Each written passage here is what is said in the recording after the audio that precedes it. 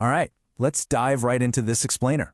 We're going to unpack something really fascinating today, how we visually and physically remember historical traumas that honestly just defy our comprehension. When we think of the Holocaust, we usually think of history captured in textbooks, right? Or those gritty black and white newsreels. But what about the actual physical ground where it all happened? What happens when a site of unimaginable horror is reclaimed by nature and it just turns into a seemingly innocent meadow or a quiet forest? Today we are exploring the concept of post-memory landscapes. Basically, how the places of the past are viewed, captured on film, and ultimately remembered by the generations that followed. Picture this for a second. You're on an ordinary, incredibly peaceful train ride, right past some lush meadows and quiet forests in Eastern Europe. For a lot of people, hey, it's just a scenic trip. But this quote from Magdalena Tully brilliantly hits the nail on the head. She illustrates how that perturbing history is suddenly revealed by simple geographical names on a passing sign. For the descendants of the persecuted, what we call the generation of post-memory, these aren't just points A and B on a map. They are literally the bloodlands of Central Europe. The eyes of most travelers might slide right past a white sign with black letters, receiving absolutely no subtext. But for those carrying the heavy legacy of the past, seeing that name triggers a deeply disturbing realization of what lies buried just beneath the surface. Moving into Section 1, the hidden landscape. We are starting our journey by investigating this deceptive tranquility of geography that masks some truly unimaginable events. So here's the key to all this. It's a concept called non-sites of memory. And unlike your typical, heavily curated museum spaces, these are basically unrecognizable landscapes. Natural processes, grass growing, trees blooming, shifting soil, have completely covered the traces of tragic history. There are zero traditional memorial structures here. It really explains why descendants of victims experience such a jarring disconnect. They look out at a field that exudes this totally misleading air of normalcy, yet they know, deep down, it was the site of a death camp. It creates this deeply heterogeneous space, a landscape that forces whoever's looking at it to try and reconcile an idyllic present with an erased, horrific past. Now think about how we usually visualize the Holocaust.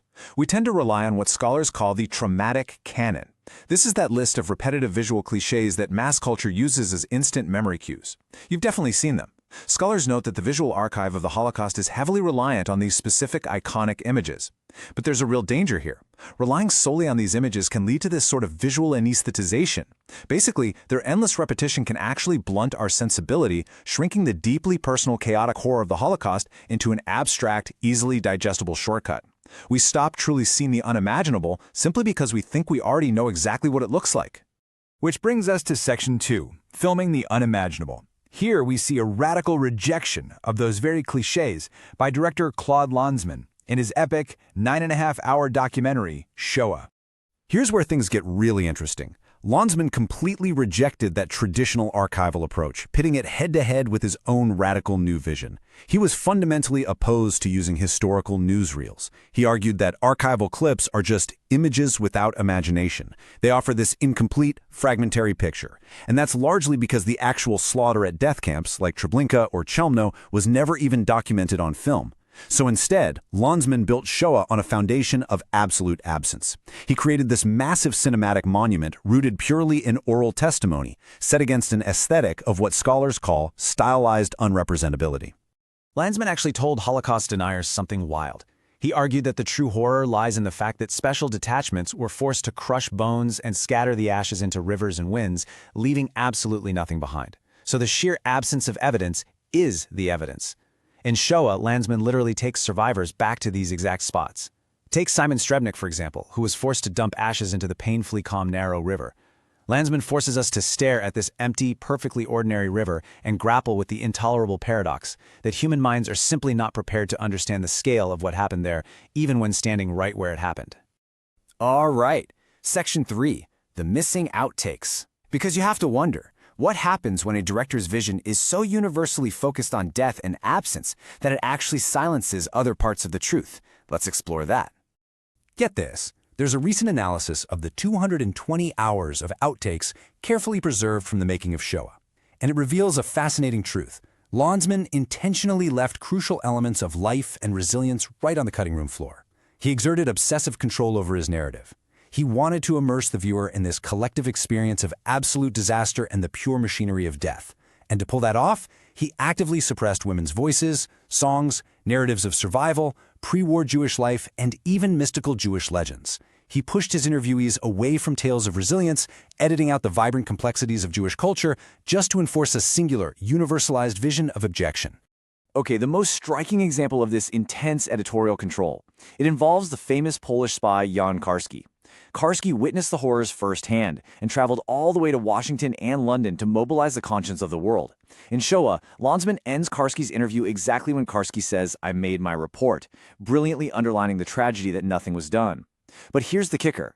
Lanzmann actually had a second day of interviews where Karski detailed the political complexities, the Allied responses, even a meeting with a Supreme Court justice, and Lanzmann withheld this second half for over 3 decades. He only released it as a separate film, the Karski Report, way later to counter a French novelist who had fictionalized Karski in a way Lanzmann disagreed with. It really just shows how heavily curated his truth was. Moving into Section 4, Landscapes of Post-Memory. Let's see how modern artists and the children of survivors are interacting with these erased histories and these tightly controlled narratives today.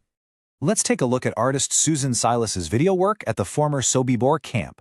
She literally shoots full-color footage of totally ordinary green trees just swaying in the breeze and then intentionally desaturates the image into black and white.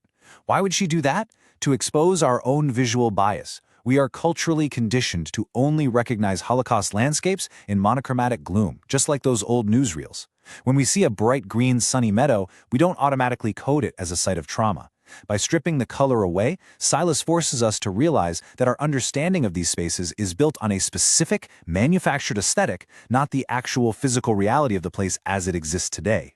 And we can contrast that directly with Lanzmann's long, empty landscape shots in Shoah. Let's take a deliberate pause here to let the heavy weight of this complete absence really sink in. Lanzmann will often just hold the camera on a quiet clearing, surrounded by trees, while a voiceover describes the unimaginable slaughter that happened in that exact spot. It creates this topographical stylization. It's almost a new kind of visual genre, where the incomplete traumatic narrative literally infects the physical space you are looking at, making you view a completely calm meadow with intense suspicion and dread. Finally, Section 5, Seeing the Invisible. Ultimately, we are forced to reconcile all these conflicting perspectives to figure out how we should interact with these haunted geographies today. So, the generation of post-memory is doing absolutely vital work here. By utilizing art, literature, and digging into raw film outtakes, they reclaim lost voices, like the women and the stories of resilience that got cut from Shoah. They actively challenge that deceptive, misleading air of normalcy in the European landscape. Instead of letting us become numb to those repetitive visual cliches we talked about earlier, they transform physical absence into an active, ethical imagination. They require us to consciously reflect not just on what we are seeing, but on how we've been taught to see it. I want to leave you with this provocative thought. The landscape around us is frankly an unstable witness. It holds secrets that natural processes have long covered up. So, how will you look at the seemingly empty, ordinary landscapes on your next journey? Will your eyes slide casually over the surface, or will you stop and wonder what invisible histories you might be passing by? Thank you so much for exploring the landscapes of post-memory with me. Keep questioning the world.